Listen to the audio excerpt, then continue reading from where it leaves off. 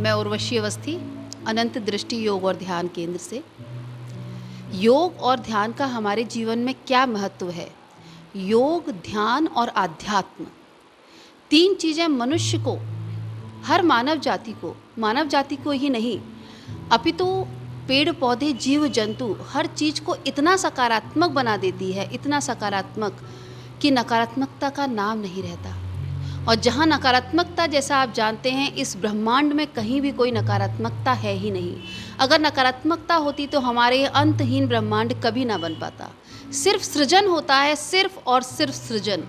तो अगर हम अपने आप को सृजन की तरफ ले जाएं, उस सृजन की तरफ अपने आप को ले जाना ही योग, ध्यान और आध्यात्म है। ये तीनों एक साथ जुड़े हुए हैं, एक साथ। जैसे कि हमारी सांसें हमसे जुड़ी हुई हैं, हमारे हृदय से, हमारे मस्तिष्क से, वैसे ही योग, ध्यान और आध्यात्म तीनों आपस में इस तरीके से जुड़े हुए हैं, किसी एक का दूसरे के बिना अस्तित्व नहीं है। योग करना अति आवश्यक, ध्यान करना परम आवश्यक, और आध्यात्म में जाना परम मतलब सबसे ज़्यादा जो आवश्यक है वो है आध्यात्म। लेकिन उसके चढ़ने का तरीका क्या है? पहले योग, फिर ध्यान और फिर आध्यात्म।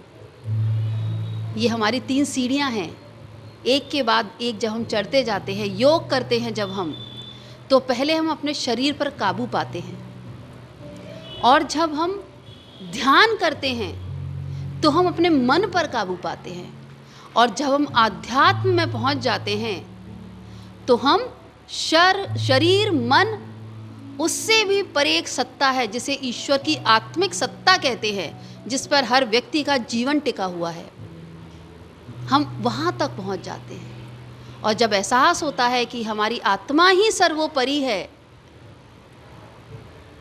तो फिर कहाँ किसी में कोई द्वेष, जलन, ईर्ष्या, बीमारियाँ कहाँ रहेंगी? समाज इतना स्वस्थ हो जाएगा, इतना स्वस्थ हो जाएगा।